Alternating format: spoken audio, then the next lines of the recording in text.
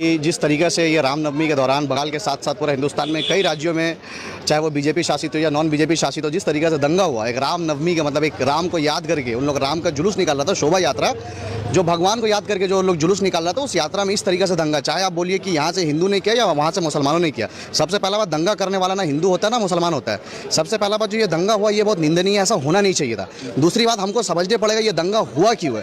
दंगा इसीलिए हुआ क्योंकि मोदी जी ने कहा था कि हम 2 करोड़ नौकरी देंगे।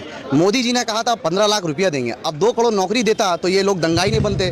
ये दंगा करने के बदले घर के अंदर बैठे रहते। 15 लाख रुपया देते तो 15 लाख में कुछ अपना काम कर लेते। मोदी जी ने जब सरकार में आया था, आने से पहले कहा था 2 करोड़ नौकरी देंगे, 15 लाख रुपया देंगे, स्मार्ट सिटी बनाएंगे, एक सर का बदले 10 सर लेके आएंगे। लेकिन मोदी जी ने आने के बाद क्या दिया? मोदी जी ने आने के बाद दिया घर वापसी, लव जिहाद, मॉब लिंचिंग, मंदिर को तोड़ के मस्जिद बनाओ, मस्जिद को तोड़ के मंदिर बनाओ, हिंदू मुस्लिम दंगा, यही सब हुआ। अगर आप ये चीज़ करोगे तो किस तरीके से ये तो दंगा तो होगा। तो प्रधानमंत्री का फेलियर की वजह से आप बता रहे हैं? एकदम प्रधानमंत्री का फेलियर नहीं है तो कहाँ से होगा? आप एक चीज़ बताइए, आप हिंदुस्तान में हैं, आप ये बोलकर आए थे कि हम 2 करोड़ नौकरी देंगे, लेकिन आपने क्या दिया? आप आने के बाद लव जिहाद दिए, आप आने के बाद घर वापसी, आप आने के बाद कभी अखलाक का लिंचिंग हो रहा है, कभी पहलू खान का लिंचिंग हो रहा है, कभी रकबर का लिंचिंग हो रहा है। आप आए जब मर्जी देख लो, जहाँ तहाँ लिंचिंग हो रहा है, यही चीज़ हो रहा है। तो लोग दंगा नहीं करेंगे तो क्या करेंगे? वो तो कह रहे हैं कि मुसलमानों ने पत्थर मारा, हमने कुरान जलाया। आप एक चीज़ दिखाओ, अगर आप मेरा घर में, मेरा सामने से, आप मस्जिद के सामने से जाओगे और मेरा मस्जिद में पत्थर मारोगे, कैसा जुलूस आप निकाल रहे हो कि मस्जिद के सामने पत्थर मार रहे हो? आप तो मस्जिद में पत्थर मारोगे, अब कोई लड़का वहां से मस्जिद के अंदर से रिटेलिएट करेगा तो बोलोगे कि मस्जिद से पत्थर मार रहा है। ऐसा क्यों होता है? जब दुर्गा पूजा निकलता है, जब कुछ दूसरा पर्व होता है, तब तो कभी जिंदगी में आज तक कहीं दंगा नहीं हुआ। गणेश पूजा होता है महाराष्ट्र में दंगा नहीं हुआ, छठ पूजा होता है बिहार में दंगा नहीं हुआ। तो भाई ऐसा क्या होता है? तुम लोग रामनवमी ऐसा क्या करते हो कि भाई देख के वहां पे दंगा हो जाता है? तो बोलने का मतलब है कि भाई दंगा मत करो। ये हिंदू मुस्लिम सिख ईसाई मिलजुलने का, रहने का देश है। यहाँ पे दंगा करके किसी का नुकसान नहीं होता। दंगा होता है तो कुछ हिंदू भाई भी मरते, दंगा होता है तो कुछ मुसलमान भाई भी मरते, अरेस्ट दोनों तरफ से होता है। दंगा करके फायदा किसको होता है? फायदा किसी को नहीं हो रहा है। आप एक बात बताइए, जब हिंदुस्तान में जब मिलादुन नबी का जुलूस होता है, कोई एक मंदिर दिखा दीजिए जहां पे मंदिर को ढका जाता है। मंदिर को नहीं ढका जाता क्योंकि सबको पता है मुसलमान मिलादुन नबी का दिन में जाके मंदिर में जाके पत्थर नहीं मारेगा, मंदिर में जाके कुछ उल्टा सीधा नहीं करेगा, मंदिर के ऊपर जाके ग्रीन कलर का झंडा नहीं लगवाएगा, इसलिए मंदिर नहीं ढका जाता। लेकिन रामनवमी का दिन क्यों मस्जिद के ऊपर तुम ढक देते हो, पूरा कपड़ा से ढक देते हो? तुमने आने के बाद क्या नहीं किया? हमारे माँ बहन होली का दिन, तुम होली त्यौहार मनाओ ना अपना, नकाब पहन के मेरा माँ बहन जा रही, तुम उसके ऊपर होली का पानी मार रहे हो, रंग लगा रहे हो। तुम क्या सोचो ये सब करके मुसलमान डर जाएगा?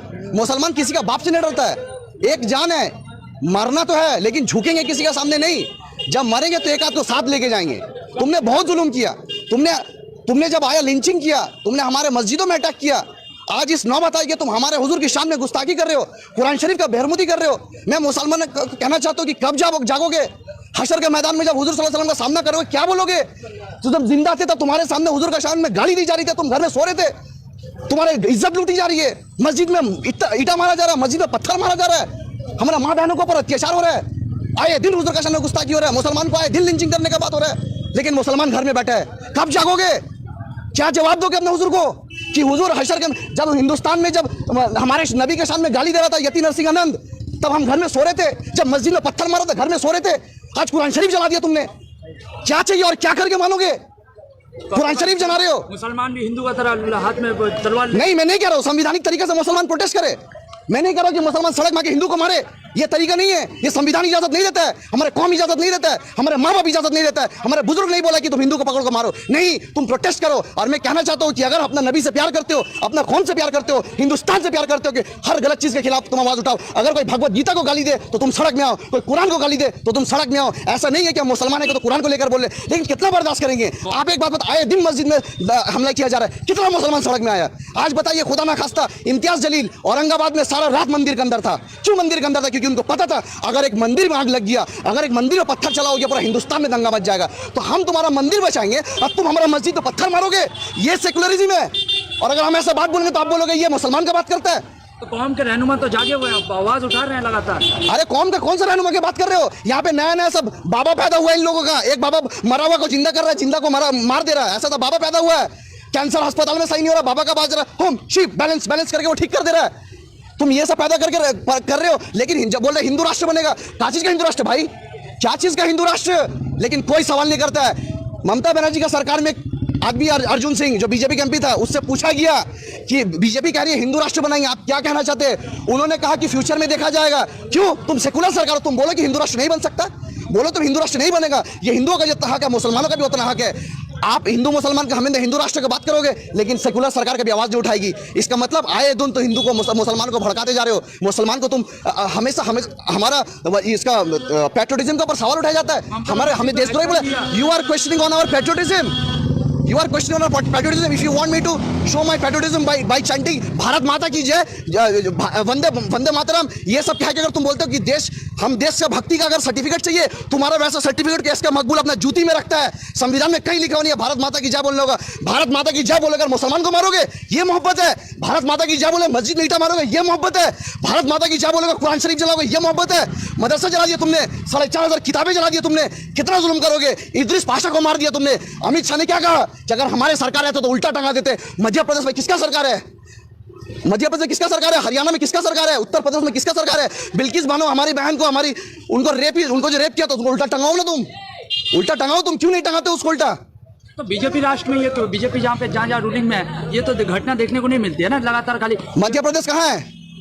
मध्य प्रदेश में कौन है? उत्तर प्रदेश में कौन है? हरियाणा में कौन है?